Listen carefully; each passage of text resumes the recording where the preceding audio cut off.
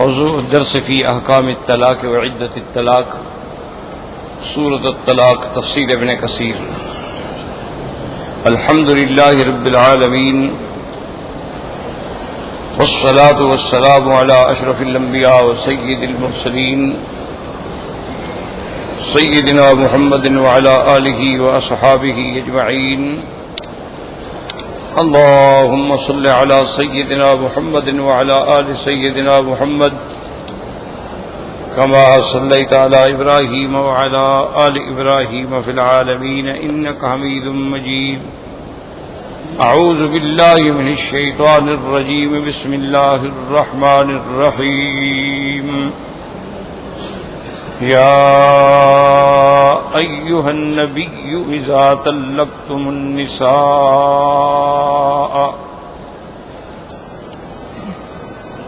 فطلقوهن لعدتهن وأحصوا العدة واتقوا الله ربكم لا تخرجوهن من بيوتهن ولا يخرجن إلا أن يأتين بفاحشة مبينة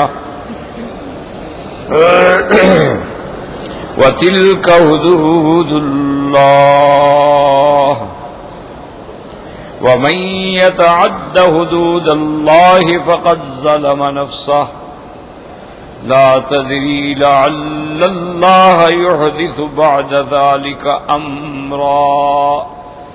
قال المؤلف والمفسر رحمه الله تعالى أدام النفع بعلومه وعلومكم في الدارين آمين، إلى أن قال وقوله تبارك وتعالى وأحصوا العدة أي احفظوها واعرفوا ابتداءها وانتهاءها لئلا تطول المدة على المرأة فتمتنع من الأزواج واتقوا الله ربكم أي في ذلك۔ تو اللہ تبارک و تعالی نے کلام مقدس کی ان آیات مبارکہ میں احکام طلاق بیان فرمائے۔ الحمدللہ چونکہ اسلام ایک عظیم، جامع، مانع، کامل، مکمل دین ہے اور قیامت تک کے لیے ہے۔ باقی تو شرائع جتنے ہیں وہ آتے رہے اور وقت کے ساتھ ختم ہوتے رہے، ایک پیغمبر کے بعد دوسرا، دوسرے کے بعد تیسرا، پھر چوتھا، یعنی موسیٰ علیہ السلام آئے، پھر ان کے احکام شرائع ختم ہو گئے، پھر عیسیٰ علیہ السلام آ گئے۔ لیکن حضور صلی اللہ علیہ وسلم کی نبوت جو ہے وہ تو قیامت تک ہے، آپ تو خاتم الانبیاء والمرسلین ہیں۔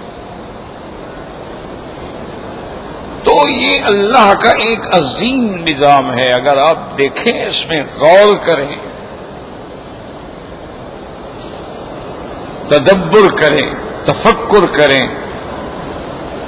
تو لازماً بندے کو اعتراف کرنا پڑتا ہے فتبارک اللہ احسن الخالقین۔ اب دیکھیں، اللہ نے تخلیق انسانیت کا ایک نظام بنایا، آدم علیہ السلام کو پیدا فرمایا، پھر آدم علیہ السلام کی اولادیں ہوتی گئیں۔ تو پہلے دور میں عام انسان کی عمر جو ہے وہ بھی ہزار سال، 1,500 سال۔ خود حضرت نوح علیہ السلام کی عمر جو ہے وہ بھی 1,500 سال۔ پھر جوں دور گزرتا گیا، اعمار گھٹتے گئے، عمر گھٹتی گئی۔ کیوں؟ اب دنیا سکڑ رہی ہے، قیامت آ رہی ہے۔ تو جوں اس دنیا کو اللہ نے ختم کرنا ہے، اسی طرح سارا نظام جو ہے وہ ختم ہوتا چلا آ رہا ہے۔ کہاں 1,500 سال اور کہاں 60 سال۔ اب عام عمر جو ہے وہ 60 اور 70 کے درمیان ہے۔ کوئی لوگ ہیں جو 80 پہ، 90 پہ، 100 پہ پہنچ گئے، ورنہ اعمار امتی، حضور نے فرمایا کہ میری امت کی جو عمر ہے وہ ما بین 60 و 70۔ اب دیکھیں وہ گھٹتا جا رہا۔ اسی طریقے سے جتنے سابقہ ادیان تھے منسوخ ہو گئے، سابقہ شرائط تھے منسوخ ہو گئے. ایک ہے ضد کا تو دنیا میں کوئی علاج نہیں نا. ایک آدمی کہے میں نہ مانوں، اس کا کیا کر لیں گے آپ؟ ٹھنڈے دل سے سوچیں، آج یہودی ہے دنیا میں اور سب سے بڑی طاقتور قوم ہے اقتصادی طور پہ. یعنی اس وقت پورے عالم پہ ایک لحاظ سے جو لیور آف اکانومی ہے وہ ان کے ہاتھ میں ہے. وہ جب چاہیں سونا مہنگا کر دیں، جب چاہیں سستا کر دیں، جب چاہیں کسی ملک کی کرنسی کو تباہ کر دیں، جب چاہیں اونچا کر دیں. سارے عالم کو نچا رہے ہیں انگلیوں پر. ان کی اتنا زور ہے، اتنا طاقت ہے. لیکن آج تک وہ اپنی کتاب تورات کے محفوظ ہونے کے لیے کوئی ثبوت ہی پیش نہیں کر سکتے. پھر ان سے کہو تمہاری کتاب تورات ہے محفوظ ہے، جیسے موسیٰ علیہ السلام پہ اتری تھی اسی طرح. وہ نہیں ثبوت کرتے. وہ خود مانتے ہیں کہ یحرفون الکلم، کہ ہمارے احبار رہبان جو تھے وہ بدل دیتے تھے. اچھا ابھی ساری کائنات میں تمہارے پاس کوئی ایک تورات کا حافظ ہے؟ ایک بھی پیش نہیں کر سکتے. تو جب کتاب ہی نہیں رہی، کتاب کا کوئی حافظ ہی نہیں رہا، تو شریعت کس کو یاد ہے؟ ختم ہو گئی. اچھا اب عیسائی ہیں دوسرے نمبر پہ، نصرانی کہہ لو، مسیحی کہہ لو، عیسائی کہہ لو، بات ایک ہے. وہ بھی اس وقت پوری دنیا کی ایک طاقتور قوم ہے. پوری دنیا پہ جو تسلط ہے یا نصارہ کا ہے اور یا یہود کا ہے. باقی تو گزارے کے لوگ ہیں نا، جھینگے میں روٹی کھا رہے ہیں. کبھی انہوں نے خیرات ڈال دی تو ہم نے 2 دن گزار لیے. کبھی خیرات بند کر دی، ہم کشکول لے کے پھر دروازے پہ کھڑے ہو گئے کہ جناب ہم تو پرانے غلام ہیں.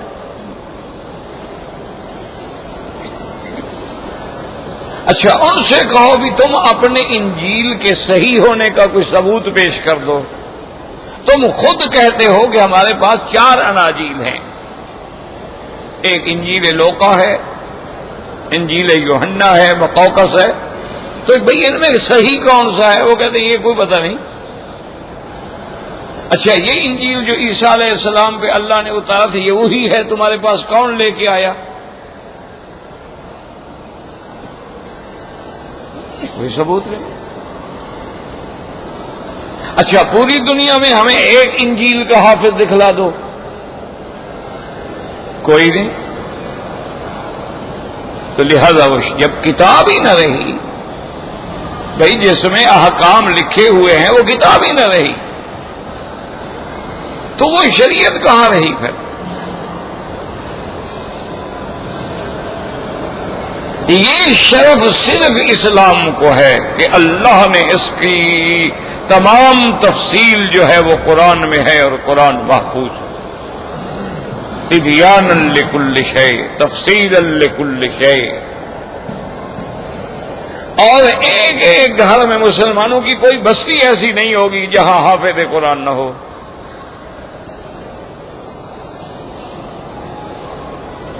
اور پھر ہمارے پاس دلیل ہے کہ قرآن کہاں سے آیا؟ بھی جبریل لایا. کس پہ آیا؟ حضور پہ آیا. حضور پاک سب سے پہلے بی بی خدیجہ کے پاس آئے، پھر صحابہ کا دور آیا، صحابہ سے تابعین کے پاس آیا، تابعین کے بعد ائمہ مجتہدین محدثین فقہا کے بعد. یعنی مثلا میں ایک ادنا سا طالب العلم ہوں، میں بھی بتا سکتا ہوں کہ بھی میرے باپ نے کس سے پڑھا ہے، اس نے کس سے پڑھا ہے، سیدھی سند جائے گی امام بخاری تک، پھر امام بخاری کی سند جائے گی صحابہ تک، ان کی سند جائے گی حضور محمد مصطفیٰ تک. یعنی ایک ایک لفظ محفوظ ہے. ہمارا ہر قاری بتا سکتا ہے. بھئی تمہارے پاس قاری ہو، سند ہے قرات کی، تمہارا استاد کون ہے؟ کہا جی میرا فلاں استاد. اس کا کون ہے؟ کون؟ لے جائیں گے حضرت حفص تک، حضرت عاصم تک. وہ کہاں جائیں گے؟ وہ سیدھے جائیں گے پھر صحابہ تک. صحابہ کہاں جائیں گے؟ حضور محمد مصطفیٰ تک. تو ہمارا تو ایک کتاب محفوظ ہے، قرآن محفوظ ہے، حدیث محفوظ ہے، اسناد محفوظ ہیں، قرآن کے قراء محفوظ ہیں. اچھا ائمہ اربعہ نے فقہ لکھی، فقہ محفوظ ہے. اما اربا نے فقہی مسائل پہ اجتہاد کیے، موجود ہے، محفوظ ہے، ایک ایک جز محفوظ ہے. اچھا ان کا جہاں اختلاف ہے وہ بھی محفوظ ہے، حتیٰ کہ استاد اور شاگرد میں اختلاف ہے وہ بھی محفوظ ہے. پھر ان نے جو مسائل استنباط کیے ہیں ان میں دلائل بھی محفوظ ہیں.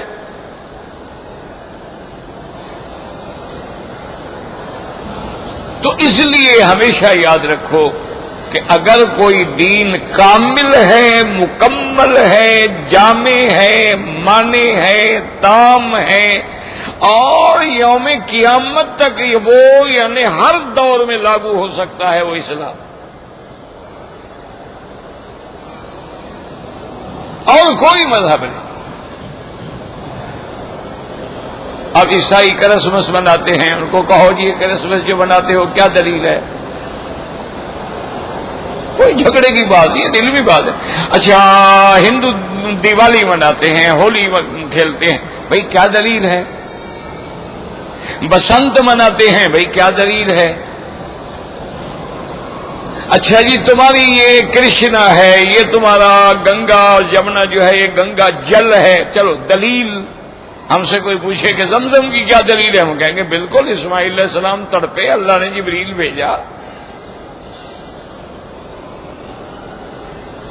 جبریل نے آ کے پر مارا، وہاں سے زمزم نکلا، اور پھر اس وقت سے لے کر آج تک ایک ایک بندہ گواہی دے رہا ہے کہ یہی جگہ ہے اور یہی زمزم ہے. تم کوئی گنگا کی جمنا کی کوئی گواہی دے دو، کچھ نہیں. اچھا ہم عید مناتے ہیں، دلیل ہے. ہم عید رمضان مناتے ہیں، عید الفطر، دلیل ہے. اسی لیے کہ حضور نے فرمایا صوموا لرؤیتکم وافطروا لرؤیتکم. پھر عید کے لیے یعنی حضور نے یہ بھی سمجھا دیا کہ ایک راستے سے جاؤ تو دوسرے راستے سے آؤ.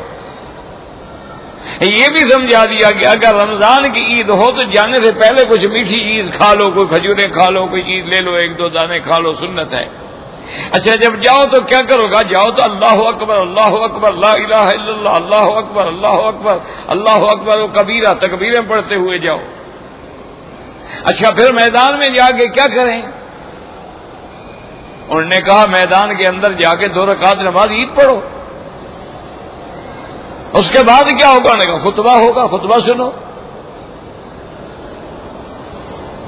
یہ بھی بتلا دیا ہے کہ عید جو ہے کس پہ واجب ہے.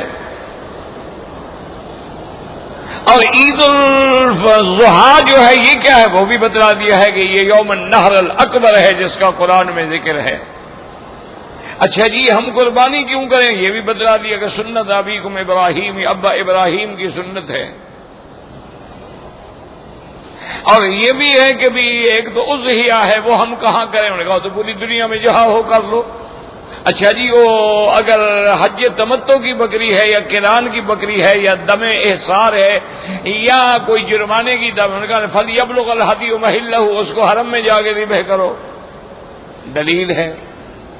یہ بھی بتلا دیا کہ ذبح کیسے کرو گا؟ جانور کا رخ قبلے کی طرف کرو، چھری کو تیز کرو اور 4 رگیں جو ہیں کاٹو، اور کاٹنے کے وقت بھی پڑھو بسم اللہ اللہ اکبر، اللہ کے نام پہ کاٹ رہا ہوں.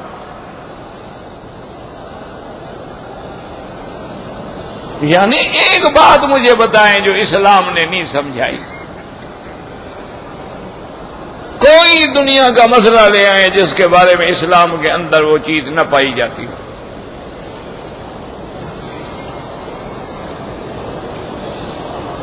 اب انہوں نے بڑی بڑی فضا میں اڑنے والے جہاز بنا لیے ہیں. تو ہم بتا دیں ٹھیک ہے، تو کوئی بڑی مشکل بات نہیں ہے. ان کو تو پھر بھی ایئرپورٹ بنانے پڑتے ہیں، ان کو تو اڑانے کے لیے تیار کی ضرورت ہے، ان کے باقاعدہ کریو کی ضرورت ہے، پھر فیول کی ضرورت ہے، پھر راڈار کی ضرورت ہے، آگے بتانے والوں کی ضرورت ہے. ہم نے تو جہاز سلیمان کو ایسا دے دیا تخت پہ بیٹھ جاؤ، ہوا کو حکم تو چلو بھی اڑاؤ. نہ کیپٹن ہے، نہ کوئی کریو ہے، نہ کوئی انجن سٹارٹ کرنا پڑتا ہے، نہ تیل ڈالنا پڑتا ہے. اور اس زمانے کی رفتار کیا تھی؟ غدوہا شہر ورواہا شہر، کہ صبح سے لے کر ظہر تک 1 مہینے کا سفر اڑتا تھا، اور شام سے لے کر مغرب تک 1 مہینے کا سفر اڑتا تھا. تو اسلام نے تو یہ سارا نظریہ دیا اور ایک عملی پریکٹیکل چیز بتائی. اسلام نے ہمیں بتا دیا. اچھا جی تم بڑا زور لگاتے ہم نے جناب ایٹم بنا لیا ہے تباہ کرنے کے لیے دنیا کو، یہ فخر کرتے ہیں تباہی کے لیے کہ ایٹم مارا اور جناب ملکوں کے ملک برباد ہو گئے. تو یہ قرآن نے پہلے بتا دیا کہ اللہ نے تو پرندے بھیجے تھے، ارسل علیہم طیرا ابابیل ترمیہم بحجارۃ، وہ چھوٹے چھوٹے پتھر پھینکتے تھے، ہاتھی بھی ختم، سوار بھی ختم، دشمن بھی ختم. تو یہ تو نظریہ تم نے قرآن سے لیا، اس سے پہلے کیوں نہیں ایٹم بنا لیا؟ قرآن اترنے سے پہلے تم نے ایٹم کیوں نہیں بنایا؟ یہ تو قرآن نے تمہیں بتلایا. اچھا جی وہ ڈولفن مچھلی جو ہے نا وہ بندے سے پیار کرتی ہے، وہ جی بات کرتی ہے، وہ جی گانا گاتی ہے. فرمایا کہ اب ہم نے تو یونس علیہ السلام کو باقاعدہ 1 مہینے تک مچھلی کے پیٹ میں رکھا کہ اس کو لے کے پھرتی رہو، سیر شیر کراؤ، کھانا وانا نہیں، اس کو کاٹنا بھی نہیں. تو قرآن نے تو کون سی چیز ہے جس پر قرآن نے بحث نہیں کی؟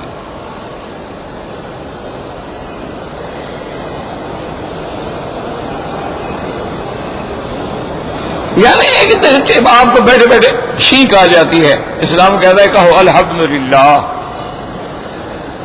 سننے والا کہے یرحمک اللہ، وہ پھر جواب دے یہدیکم اللہ ویصلح بالکم. کتنی بڑی دعا ہو گئی. اور کون سا مذہب ہے جی جو چھینک پہ دعائیں دیتا ہو؟ اچھا جی ایک دوسرے کو ملو تو کیا کہو السلام علیکم ورحمۃ اللہ. اچھا جی وہ ہمیں کیا ہو گیا وعلیکم السلام ورحمۃ اللہ وبرکاتہ، دعائیں سلامتی رحمت. اور کون سا مذہب ہے جو آپ کو جناب یہ کہے گا وہ رام رام کریں گے، وہ گڈ مارننگ کریں گے، گڈ ایوننگ کریں گے؟ اس میں کون سی دعا ہے جی گڈ مارننگ میں؟ رام رام میں کون سی دعا ہے؟ مولا علی مدد میں کون سی دعا ہے؟ یعنی سلام بھی نہیں کر سکتے ہو، حضرت علی آئے پہنچائے تمہارا سلام، تم اتنے نالائق ہو کہ سلام بھی ایک دوسرے کو نہیں دے سکتے ہو.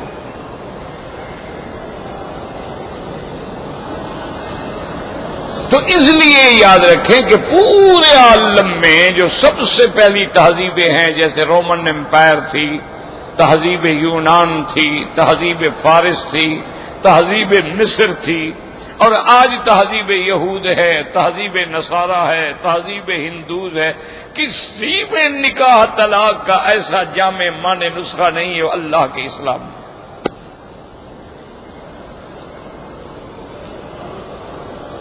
ہندوؤں کا نکاح آپ نے دیکھا ہوگا. اچھا اب تو سب دیکھتے ہیں ماشاءاللہ. اب تو ہمارے داڑھی والے بزرگ جو ہیں یہ بھی ٹی وی پہ شام کو دیکھ لیتے ہیں. اینک 4 نمبر کی ہو لیکن ٹی وی پہ مجال ہے نظر ادھر ادھر ہو. ان کو بھی اب سب پتا ہے. پھیرے دے رہے ہیں جی، پھیرے سے نکاح پکا ہو رہا ہے. آگ جلائی جا رہی ہے، اس پہ وہ دھوئی جا رہا ہے. آپ یعنی پہلے دن ابتدا آگ سے کرو، یعنی وہ جلتے رہیں ہمیشہ. یہ کوئی مذہب ہے؟ ڈرامہ ہے کیا ہے یہ؟ وہ جناب کیا ہے جی وہ گرجے میں کھڑے ہو کے پادری کے سامنے آئیں گے، وہ پادری جناب سروس کرائے گا، وہاں وہ ایک دوسرے کو خامد بیوی مانیں گے اور وہ انگوٹھی پہنائے گا، وہ ان کو آشیرواد دے گا، بس جی نکاح ہو گیا. اور نکاح ان کا ایسے پکا ہوتا ہے کہ دلہن ابھی حجرہ عروسی میں ہوتی ہے تو خامد کسی اور گھر میں چلا جاتا ہے اور بیوی کسی اور گھر میں چلی جاتی ہے. اچھا کل ملیں گے، میرا ذرا ایک بوائے فرینڈ کے ساتھ آج ڈیٹ ہے. یہ اسلام ہے. وہ کہتا ہے نہیں رشتہ کرو. حضور نے فرمایا اختاروا لنطفکم، ڈھونڈ کے اپنی اولادوں کے رشتے کرو، کسی اچھی باعزت خاندان میں کرو، پاک لوگوں میں کرو، دیندار لوگوں میں کرو. ماں دیندار ہوگی تو بچہ انشاءاللہ دین والا بنے گا. اسلام حکم دیتا ہے کہ نہیں، باقاعدہ ایجاب ہو، قبول ہو، خطبہ ہو، گواہ ہو. پھر اسلام حکم دیتا ہے کہ وہ خطبے پڑھنے والا مولوی جو ہے وہ وہی آیتیں پڑھے کہ اوفوا بالعقود، جو پکا وعدہ کرو، یہ نکاح ہے، مذاق نہیں. حتی المہر بھی معین کرو، یہ نہیں ہے کہ لوگوں کی لڑکی کو تم ایسے مفت دے کے آ رہے ہو، کوئی تو ہدیہ مقرر کرو نا. اچھا اب ہو گیا ہے تو اس کا اعلان بھی ہو گیا ہے تو شادی جب ایک رات گزر جائے اس کے بعد دوسرے دن یا تیسرے دن یا چوتھے دن ولیمہ بھی کرو، دوستوں کو بلاؤ، پتہ لگے کہ اس کی بیوی ہے، شادی کی ہے اس نے.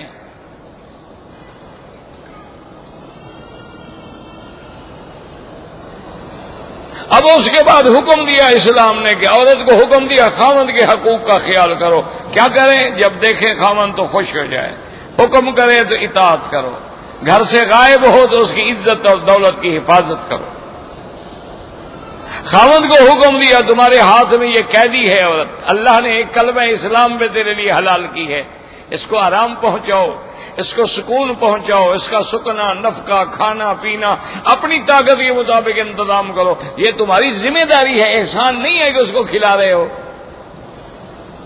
تمہارے اوپر فرض ہے. وَلَهُنَّ مِثْلُ الَّذِي عَلَيْهِنَّ بِالْمَعْرُوفِ. کتنی بڑی شان دی اللہ نے عورت کو کہ اگر کوئی مرد اپنی عورت کی عزت بچانے کے لیے ڈاکو سے لڑ پڑا اور مارا گیا، فرمایا شہید ہو گیا ہے، اپنی بیوی کی عزت بچا رہا تھا. انگریز ہو، کافر ہو، کیا ہوگا کہ یار ٹھیک ہے تم بھی انجوائے کر لو، کیا فرق پڑتا ہے، پیالی ہے نا، میں نے پی لی پھر دھو کے تم پی لو بس. یہ تو اسلام ہے نا کہ من قتل دون عرضہ او مالہ، اپنے مال کی حفاظت کے لیے، اپنی عزت کی حفاظت کے لیے اگر مارا گیا تو شہید. اب دیکھیں پھر اسلام نے حکم دیا بھائی نکاح ہو گیا تو خبردار طلاق نہ دینا. نکاح زندگی گزارنے کے لیے ہوتا ہے، لذت اٹھانے کے لیے نہیں ہوتا. غیر مصافحات ولا متخذات اخدان، یہ نہیں کہ تم لوگوں کی لڑکیوں سے نکاح کر کے چسکا لیتے ہو پھر مہینے کے بعد چھوڑ دیتے ہو، پھر اور ڈھونڈتے ہو، پیسے ہیں تمہارے پاس. خبردار یہ کوئی نکاح نہیں، یہ تلاؤب ہے شریعت کے ساتھ. اب نکاح ہے تو بس زندگی کے لیے ہے، ایک دوسرے کی عزت کے محافظ بنو. وہ ایک واقعہ ہے نا کہ ایک بزرگ تھے، اللہ والے تھے، اس زمانے میں مٹی کے لوٹے ہوتے تھے وضو کرنے کے لیے، مٹی کے کوزے بھی مٹی کے ہوتے تھے، پیالے بھی مٹی کے ہوتے تھے. اچھا ویسے شکر ہے کہ اب وہ لوگ جو ہے نا واپس لوٹ رہے ہیں. اب بڑے بڑے 5 سٹار 7 سٹار ہوٹل جو ہے نا وہاں بھی آئس کریم مٹی کے پیالے میں دیتے ہیں. ہم غریب دال کھاتے تھے، اب یہ بڑے آدمی بھی اللہ کا شکر ہے مگر ٹونی سوپ جو ہے وہ دال کا سوپ ہوتا ہے. وہی آ جائیں گے پھر کے. ہم غریب بیچارے بسروں کی اور لہسن کی چٹنی بنا کے روٹی کھا لیتے تھے. اب یہ کہتے ہیں لہسن تو بلڈ پریشر کو کم کرتا ہے، تمہارے دل کی حفاظت کرتا ہے. اس کے کیپسول بن رہے ہیں اور اس کے معجون بن رہے ہیں اور اس کے اچار بن رہے ہیں اور کیا کیا بھی، بس لہسن کھاؤ جی. ہمارا غریب بیچارہ بسل کو توڑتا تھا ایسے، کچا بسل ایسے توڑا اور روٹی کھا لی بس. اب یہ کہتے ہیں جی بسل تو بڑی مقوی چیز ہے، اس کو پانی نکال کے پیتے رہو تو بڑھاپے میں جوان ہو جاؤ. اب ان کو سمجھ آئی ہے. اسلام کہتے ہیں خبردار طلاق نہیں دینی. اچھا اگر طلاق بالکل نہ ہوتی تو یہ بھی تو ظلم تھا نا بندے پر کہ طلاق وہ دے نہیں سکتا. بیوی بیچاری حقوق زوجیت ادا کرنے کے قابل نہیں رہی، اس کو ٹی بی ہو گئی، یہ جائے تو اس کو بھی ٹی بی ہو جائے گی، اس کو متعدی بیماری ہو گئی، یا بیچاری کا حمل ٹھہرانے کی قوت جو تھی وہ ختم ہو گئی، اس کی اولاد نہیں ہے، یا ایسے دلوں میں نفرتیں پیدا ہو گئیں تو کیا کرے؟ اللہ نے نکاح بھی رکھا، طلاق بھی رکھا. اب بعض معاشرے آپ کے یورپ میں ایسے ہیں کہ وہاں آپ طلاق نہیں دے سکتے. اچھا اگر طلاق دینا پتہ ہے کیا ہے؟ آدھی جائیداد تمہاری بیوی کو دینی پڑتی ہے، آدھی جائیداد. اس لیے وہاں جو لوگ رہتے ہیں نا تو وہ اگر نیو یارک میں یا نیو جرسی میں نکاح ہو تو وہاں شرطیں بڑی سخت ہیں، وہ پھر لاس ویگاس چلے جاتے ہیں، ذرا کم ذرا نرم ہے وہاں۔ اچھا بعض جگہ تو ہے کہ طلاق دے ہی نہیں سکتا، بعض جگہ طلاق تو دے سکتا ہے لیکن آدھی جائیداد اس کو دے۔ اچھا بعض جگہ قانون ہے کہ طلاق دے دے لیکن طلاق کے بعد بھی بیوی کا خرچہ وہی شوہر دیتا رہے گا، رہے گی کسی اور کے ساتھ، خرچہ یہ دے گا شریف۔ یہ کون سا قانون ہے بھائی؟ عقل کے اندھے۔ اس نے طلاق دے دی ہے، اس نے دوسری شادی کر دی ہے، وہ دوسرے کے گھر آباد ہو گئی ہے، وہاں وہ اپنا عیش کر رہی ہے، خرچہ تم دے رہے ہو۔ یعنی اس سے بھی لے اس سے بھی لے، ایک ٹکٹ میں دو تماشے دیکھ رہی ہے وہ۔ اس لیے وہاں لوگ مرتے مرتے مر جاتے ہیں، جھگڑے کر لیتے ہیں، پہلے تو نکاح نہیں کرتے، کہتے نہیں بس ایک گرل فرینڈ کے طور پر رہو ایک دوسرے کے ساتھ۔ کہتی جی میرا بوائے فرینڈ ہے، اس نے کہا میری گرل فرینڈ ہے، 20-20 سال گزر جاتے ہیں، اولادیں بھی ہو جاتی، نکاح شکاح نہیں ہوتا۔ وہ کہتے ابھی ہم ایک دوسرے کو دیکھ رہے ہیں، سمجھ رہے ہیں، 20 سال ہو گئے، بوڑھے ہو گئے، 4 بچے ہو گئے، پاگل کے بچے، سمجھ رہے ہیں۔ جب تم اتنا کند ذہن پلید ہو، ناکام ہو۔ اچھا اور کہیں اگر طلاق دینی بھی ہوگا تو ٹھیک ہے میں مر جاؤں گا، طلاق کیوں؟ آدھی جائیداد دینی پڑے گی، پہلے بیٹھی ہو میں نہیں دیتا طلاق۔ وہ پھر کورٹ میں جائے گی، وہاں پھر لاکھوں خرچ ہوں گے۔ اسلام کتنا پیارا مذہب ہے، فرمایا نکاح بھی کر سکتے ہو، اگر عدل کرو تو پھر 1 2 3 4 بیویاں بھی رکھ سکتے ہو، شرط یہ ہے عدل کا۔ سب کا خرچ برابر دو، لباس برابر دو۔ ہم نے دیکھا ہے عرب میں ماشاءاللہ اللہ ان کو خوش رکھے، چونکہ یہاں اسلام ہے نا جی، لڑکیوں میں بھی اسلام ہے، گھر والوں میں بھی اسلام ہے، بچیوں میں بھی اسلام ہے۔ ہمارے ہاں تو ہندو کی تہذیب ہے نا، دوسری بیوی کا نام لو تو سارا خاندان جناب تلواریں لے کے آ جائے گا، زنا کرتا ہے تو کوئی بات نہیں، مرد جو ہوا جی، مرد تو ادھر ادھر منہ مارتے رہتے ہیں نا، اس میں نہیں چڑھتے، نہ بیوی بھی نہیں چڑھتی، ہو کہتے کوئی بات نہیں، دیکھو نا نشہ کرتا ہے، ادھر ادھر جاتا ہے، دنا شنا کرتا ہے، لیکن واپس تو گھر آ جاتا ہے نا۔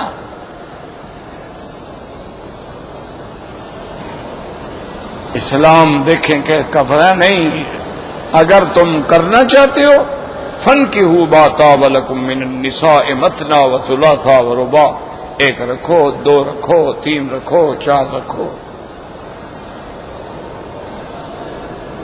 خدا کی شان دیکھو، اللہ نے پھر یہ نہیں کہا واحد اثنین ثلاثہ اربع، میں واحدۃ مثنیٰ ثلاث، یعنی 2 اکٹھی بھی رکھ سکتے ہو، یہ معنی نہیں ہے کہ 2 کا معنی ہے کہ ایک مرے تو پھر کرو، 3 اکٹھی بھی رکھ سکتے ہو، 4 اکٹھی بھی، اس لیے فرمایا مثنیٰ وثلاث ورباع۔ ہاں فإن خفتم اللہ تعدلوا، اگر عدل نہ کر سکو پھر 1 سے گزارا کرو۔ او ما ملکت ایمانکم، یا پھر جہاد کرے تو کہتے ہیں یہ نہیں کہ کنید رکھ لو، اس کو 10,000 روپیہ مہینہ تنخواہ دیجیے، ہماری کنید ہے، ہماری باندی ہے لہذا حلال ہوگی، نہیں۔ ملکت ایمانکم کا معنی ہے جنگ کرو کافروں کے ساتھ، مارے گئے شہید، بچ گئے تو غازی، اب جو مال غنیمت میں آئیں گے وہ کنید بنے گی اور وہ انہی مجاہدین کو ملے گی، یہ نہیں کہ کسی دوسرے کو دے دو۔ یہ تھوڑا ہے کہ باندیاں رکھ لو جی، باندیاں اسلام میں، باندیاں اسلام میں، باندیاں، ایسے کوئی جاہل دشمن ہے کہ دشمنی کرنا بھی نہیں آتا۔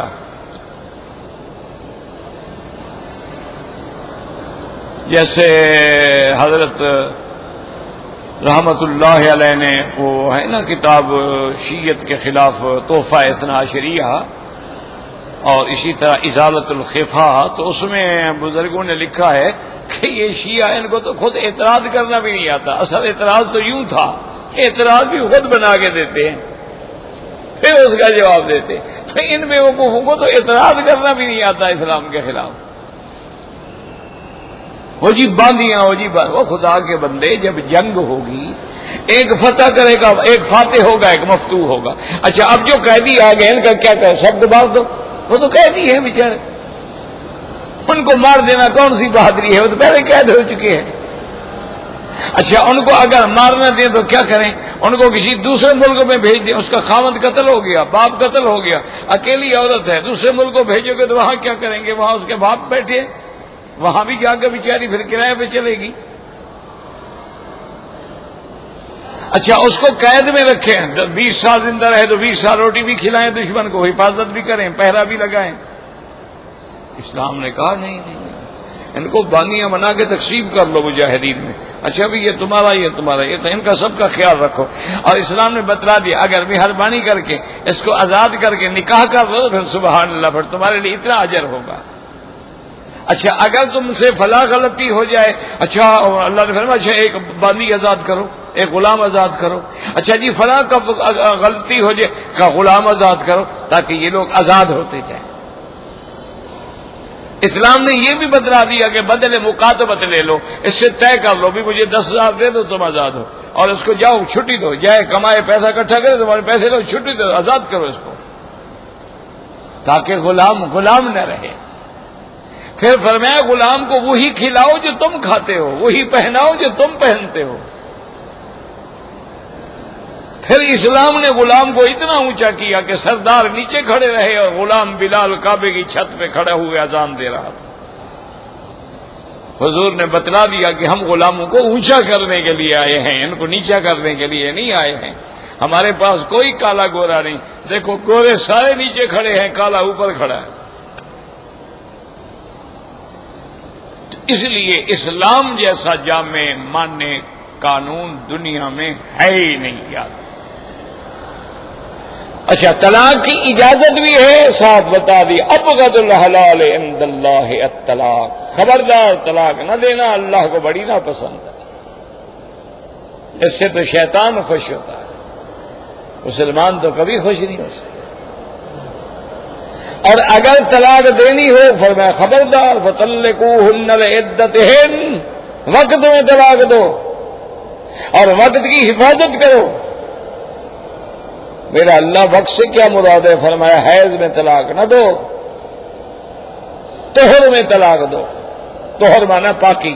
عورت کے لیے مثلا 1 مہینہ ہو نا جی, تو 7 یا 8 دن حیض کے ہو گئے, باقی پاکی کے دن ہو گئے, تو حیض میں طلاق دینا ناجائز ہے, پاکی میں طلاق دو.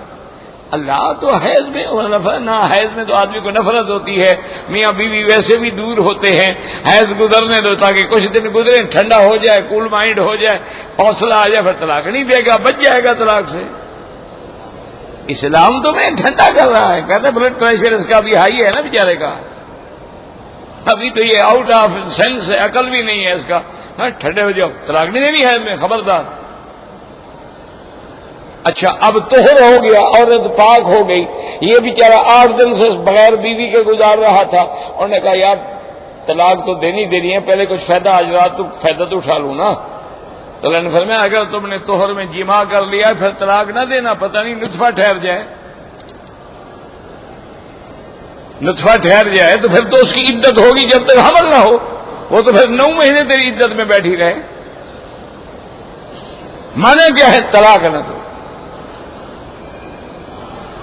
اگر بہت مجبوری ہے حیض کے بعد طہر میں طلاق دو, طہر اور وہ طہر جس میں جماع نہ ہو, اور طلاق بھی ایک دو تاکہ سلو ہو جائے, تو رجوع تو کر لو نا. یہ تو نہیں کہ پہلی دفعہ 3 گولیاں مار دو قصہ ہی ختم ہو جائے, جان چھوٹے.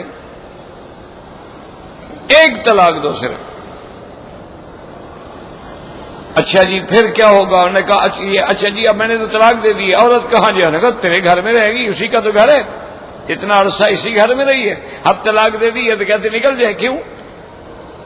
تمہاری ذمہ داری ہے, کیونکہ عدت میں تم رجوع کر سکتے ہو, تو لہذا خرچہ, کپڑا, روٹی سب تیرے ذمہ ہے, تمہارے گھر میں رہے گی وہ. مقصد اسلام کیا ہے؟ بھی آمنے سامنے ہوگی تو پھر سلو بھی تو ہو سکتی ہے نا. اگر آنکھ اچھل تو پھر تو پہاڑ اچھل. اگر وہ اپنے ماں باپ کے گھر چلی گئی, اب نظر ہی نہیں آتی, تو پھر آدمی کے جذبات تو وہ نہیں رہتے. اب صبح آتا ہے دیکھتا ہے یار میری بیوی میرے لیے حلال تھی, میں نے کیا بے وقوفی کی طلاق دیتے اپنے حلال کو حرام کیے بیٹھا ہوں. اللہ فرمائے سلو کر لو, رجوع کر لو. اچھا میرا اللہ میاں رجوع کے لیے کوئی اسٹامپ لینا پڑے گا؟ کوئی اسٹامپ نہیں, بس کہہ دو میں نے رجوع کیا, بیوی کے ساتھ لیٹ جاؤ, بس رجوع ہو گیا. 2 دوستوں کو بتا دو یار میں نے طلاق دی تھی, میں رجوع کر لیا ہے, تاکہ کل کو کوئی جھگڑا نہ ہو. ورنہ کوئی پروپیگنڈے کرنے کی ضرورت نہیں، دنیا کو بتانے کی ضرورت نہیں کہ میں نے طلاق دی تھی. کیوں بے عزتی کرواتے ہو اپنی؟ اگر دوسری طلاق دینی ہے پھر انتظار کرو، عورت کو حیض آئے پھر پاک ہو پھر طلاق دو. جب یہ 2 مہینے گزریں گے تو ٹھنڈا نہیں ہو جائے گا دماغ؟ اچھا اب سلو کرنے جگہ رجوع کر لو.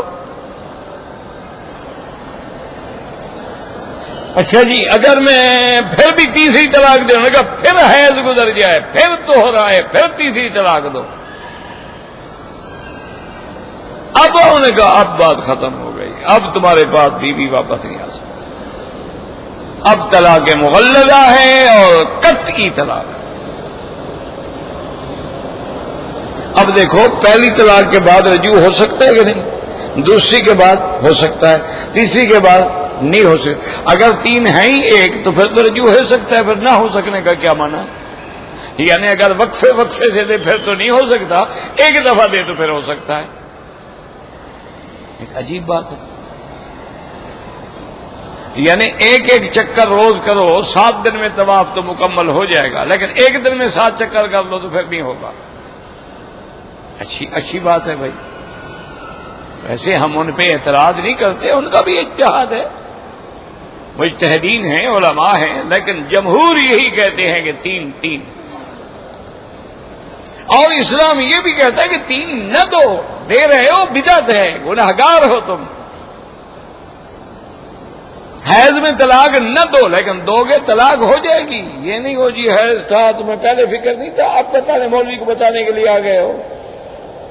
اور جی میں نے جب طلاق دی ہے نا مجھے پتا ہے اس کو حیض تھا. اچھا ماشاء اللہ، جی طلاق ہو گئی تم گنہگار ہو. تمہیں طلاق نہیں دینی چاہیے تھی، دے دی تو ہو گئی. اور جی میں نے طلاق دی اس کو تو حمل تھا، طلاق تو جناب ہو جائے گی. ورنہ وضع حمل کی عدت کا کیا مطلب؟ اگر طلاق ہی نہیں ہوتی پھر عدت کیا بنا؟ اس لیے قرآن پاک نے کیسا انتظام فرمایا یا ایھا النبی اذا طلقتم النساء فطلقوہن لعدتہن. یاد رکھو لام ظرفیت کا، یہ لام جو ہے وہ علت کا ہے.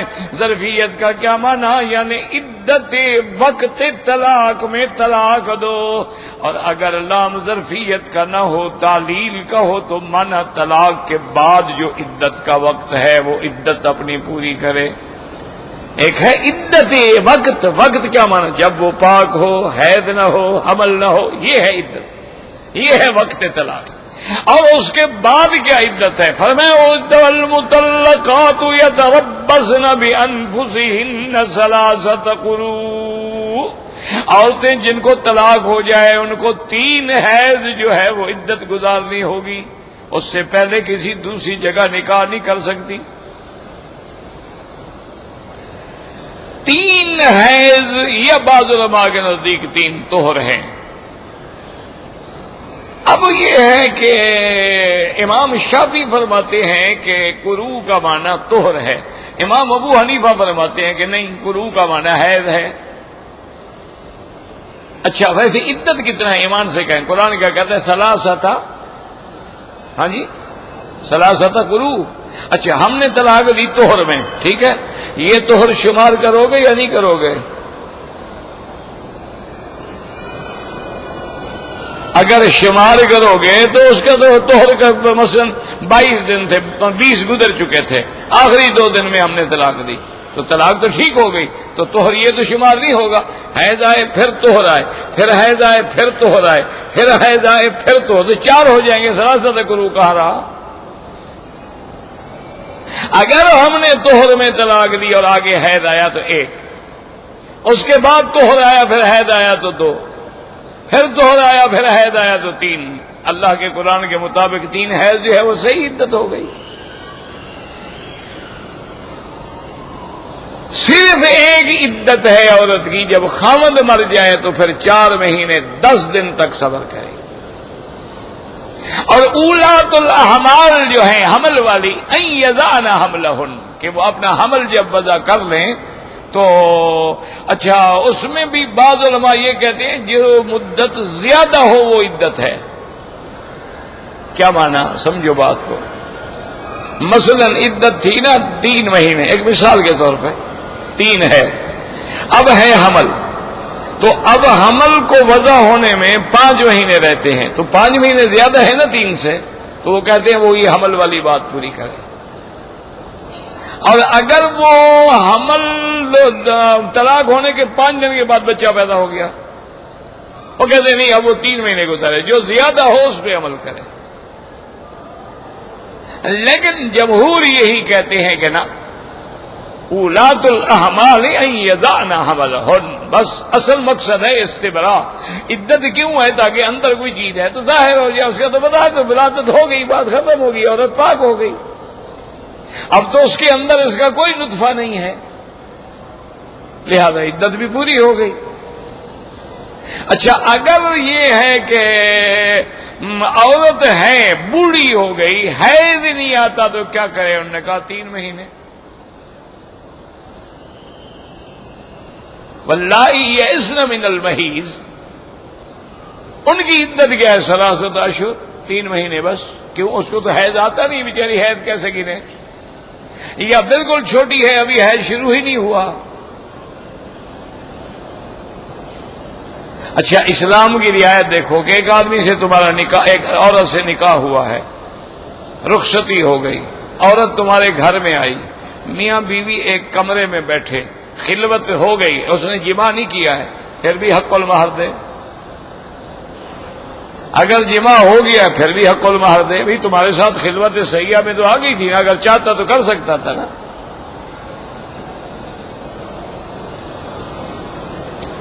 تو اسی طرح ہمیشہ یاد رکھیں کہ قرآن نے پابندی لگائی کہ وہ احصوا العدۃ، احصوا، یاد رکھ، احصاء کا معنی کیا ہوتا ہے؟ گننا۔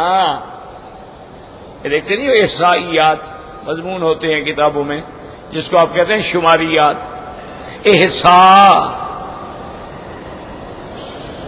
اللہ اکبر۔ اسی طرح قرآن نے دوسری جگہ کہا ہے نا سورۃ المزمل، فَعَلِمَ أَن لَّن تُحْصُوهُ فَتَابَ عَلَيْكُمْ،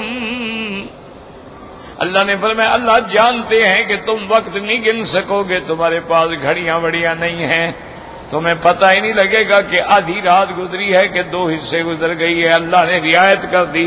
اب جتنا توفیق ہو 2 رکعت اٹھ کے تہجد پڑھ لو، تب بھی تہجد ہو جائے گی۔ وہاں بھی لفظ ہے توسو۔ اسی طرح اللہ فرماتے احصاہ اللہ فنسوہ، اللہ نے گن رکھا ہے۔ اسی طرح حدیث مبارک میں آتا ہے کہ اللہ کے 99 اسماء ہیں، من احصاہا، جس نے ان کو محفوظ رکھا، گن رکھا، پڑھتا رہا، جنت میں جائے گا۔ تو یہاں بھی وہی لفظ آ گیا وَأَحْصُوا الْعِدَّةَ، عدت کو گنو، دیکھو، حفاظت کرو، ایسا نہ ہو بلا وجہ اس کے لیے عدت طویل ہو جائے۔ اچھا آگے کیا فرمایا اللہ نے؟ دیکھو نظام اسلام دیکھو نا کیا ہے، یہ نکاح کے نہیں گنو گے تو ہم سپاہی بھیج کے الٹا لٹکوا دیں گے۔ فرمایا نہ وَاتَّقُوا اللَّهَ رَبَّكُمْ، میرے بندے اپنے رب سے ڈرو۔ یہ میاں بیوی کا معاملہ تیسرے کو کیا پتا ہے؟ رب کا ڈر ہوگا تو صحیح بات کرو گے نا۔ اگر دل میں ڈر ہی نہ ہوگا تو جی میں نے تو طلاق ہی نہیں دی، بادشاہ ایسے لوٹ رہے شور کر رہی ہے عورت، میں نے طلاق دی ہی نہیں ہے۔ یا کہے گا جناب میں تو اس وقت نشے میں تھا، مجھے تو کوئی پتہ نہیں ہے۔ آ جاتے ہیں نا مسئلہ پوچھنے کے لیے، جی اس نے حالت نشے میں طلاق دی ہے اور وہ بیچارہ نشے میں تھا۔ بھئی نشے میں اس کو عربی کا لفظ طلاق کیسے یاد رہ گیا؟ وہ تو نشے میں تھا، طلاق کا لفظ تو عربی لفظ ہے، یہ اردو کا لفظ تو ہے نہیں، نہ ہندی کا لفظ ہے، نہ بنگالی کی زبان کا لفظ ہے، یہ عربی کا لفظ کیسے یاد رہے گا نشئی کو؟ مانا ہے اس نے ہوش سے طلاق دی ہے، اب بہانے بنا رہا ہے۔ کبھی آپ کے کہنے ہوں جناب میں غصے میں تھا اور آگ بگولا ہو گیا تھا، پاگل، تو غصے میں بندہ طلاق دیتا ہے، محبت میں بھی کبھی طلاق دیتا ہے؟ اس لیے حضور نے فرما دیا ثلاث جدہن جد وہزلہن جد، 3 چیزیں ہیں جن کی حقیقت بھی حقیقت ہے اور جن کی مذاق بھی حقیقت ہے۔ وہ کہے جی میں تو مذاق کر رہا تھا، اسلام کہتے ہیں اچھا ہم نے تمہارے لیے ایک انسان کو تیرا قیدی بنا دیا، حلال کر دیا، تم مذاق کرتے ہو اس سے، اور مذاق کا تمہارے پاس کوئی جگہ نہیں۔ ڈراؤ جی ہم تو ڈرامے میں کام کر رہے تھے، میاں بیوی تھے، کردار تھا، اس میں ہمیں ایک طلاق دینی تھی، وہ جناب ہو گئی طلاق۔ کیوں؟ بیوی بھی تیری تھی، خاوند بھی تو تھا، نام کوئی رکھ لو، بندہ تو وہی تھا نا۔ اسی لیے قرآن کہتا ہے کہ سب سے بڑی چیز کیا ہے؟ واتقوا اللہ ربکم، اپنے رب سے ڈرو کہ وہ تمہارے ایک ایک ذرے کو جانتا ہے، تمہاری نیتوں کو جانتا ہے، تمہارے اندر باہر کو جانتا ہے۔ یہ نہ کیا کرو کہ بعض لوگ جو ہے نا، کچھ ہمارے نئے نئے پڑھے لکھے مولوی جو ہوتے ہیں، وہ بیوی سے جھگڑا ہو نا جی طلاق دے دیتے ہیں۔ اچھا 2 مہینے دیکھا کہ 3 مہینے میں عدت ختم ہونے والی ہے، رجوع کر لیا، پھر طلاق دے دی، لٹکائے رکھا۔ معلقۃ بین السماء والارض، آسمان و زمین کے درمیان بیچاری لٹک رہتا سر میں، نام ایسا نہ کرو۔ الطلاق مرتان فامساک بمعروف او تسریح بإحسان، یا رکھنا ہے تو عزت کے ساتھ رکھو، چھوڑنا ہے تو عزت کے ساتھ چھوڑو۔ پہلے طلاق نہ دو، دینا ہے وقت پہ دو۔ طلاق کے بعد بھی دشمن نہ بنو، ایک دوسرے کا احترام کرو۔ اس لیے قرآن پاک نے سب سے بڑا ہمیں حکم یہی دیا ہے، اللہ اس پہ چلنے کی ہمیں توفیق دے۔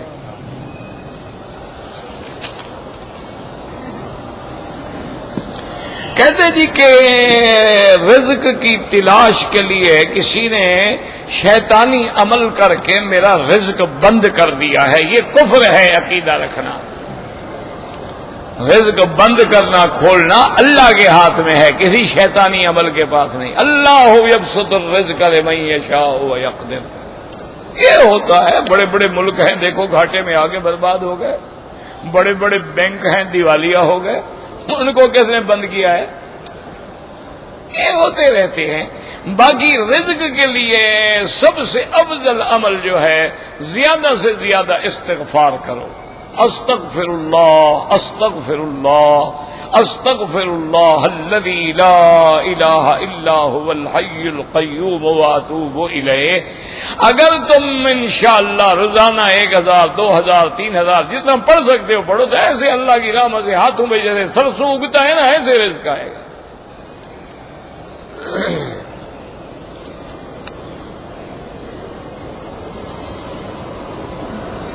اگر آدمی کا سطر کھل جائے، وضو نہیں ختم ہوتا، چادر گر جائے تو وضو بھی گر گیا، یہ اچھی بات ہے بھائی۔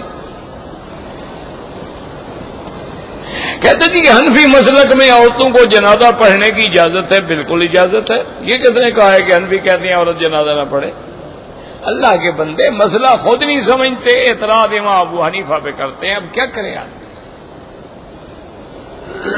مسئلہ یہ ہے عورت پہ جنازہ پڑھنا لازم نہیں ہے، یعنی عورت گھر میں ہے، اس کا باپ مر گیا، بھائی مر گیا، اب جنازے گاہ میں نہ آئے جنازہ پڑھنے کے لیے، نہ قبرستان میں جائے، وہ منع ہے۔ لیکن اگر عورت نماز پڑھنے آئی ہے، ویسے کوئی جنازہ کھڑا ہو گیا تو جب نماز پڑھی ہے جنازہ بھی پڑھے گی۔ وہ جنازہ پڑھنے تو نہیں آئی تھی نا، وہ تو مغرب کی نماز پڑھنے آئی تھی، وہ تو عشاء کی نماز پڑھنے آگے جنازہ آ گیا تو پڑھے گی۔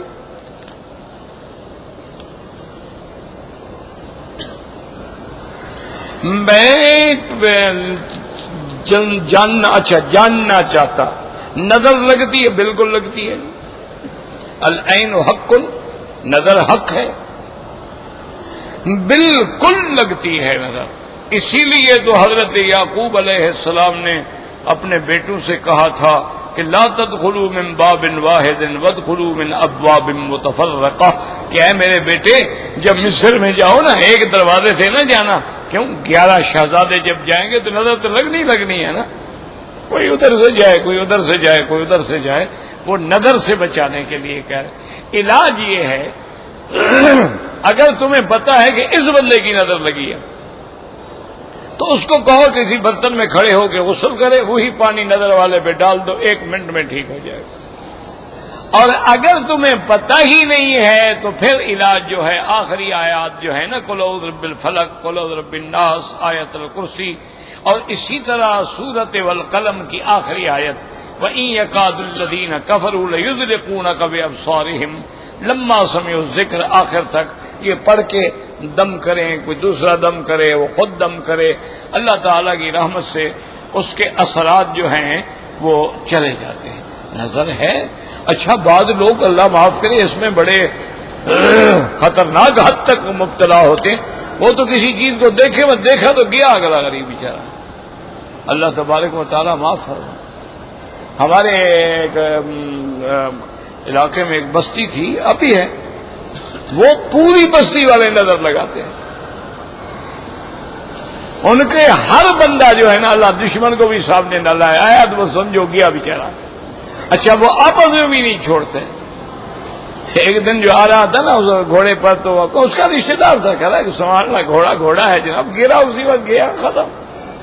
وہ بھی انتظار میں تھا، وہ ایک دن بھینس لے کے آ رہا، کہہ رہا یار بھینس تو نیلی کی ہے، وہ بھینس وہی مر گئی۔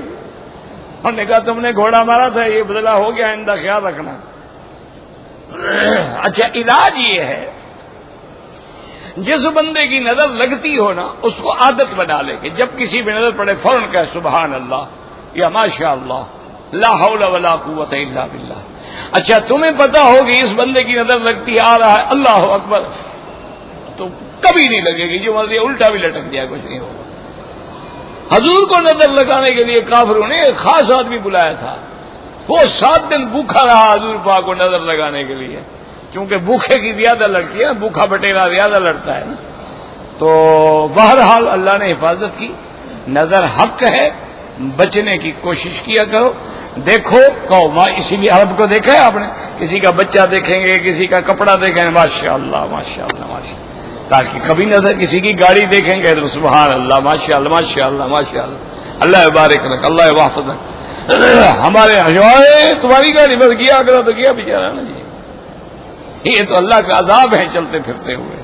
ان کا علاج یہ ہے، ان کو دیکھو تو فوراً کہو لا حول ولا قوت الا باللہ العلی العظیم، پھونک مار دو انشاءاللہ کچھ بھی نہیں ہوگا۔ اللہ کا نام لے لو، کچھ بھی ہے تو اللہ اکبر یا اللہ اکبر علیک، کوئی بھی یعنی اللہ کا کوئی نام لے لیں پھر اس کی نظر نہیں لگے گی انشاءاللہ۔ واللہ اعلم۔ ربنا تقبل منا انك انت السميع العليم، تب علينا انك انت التواب الرحيم۔ اللهم فرج هم المهمومين، نفس كرب المكروبين، واقض الدين عن المدينين، واشفنا واشف مرضانا ومرضى المسلمين۔ ربنا آتنا في الدنيا حسنة وفي الآخرة حسنة وقنا عذاب النار۔ صلی اللہ تعالی علی خیر خلقہ سیدنا محمد وعلی آلہ وصحبہ اجمعین۔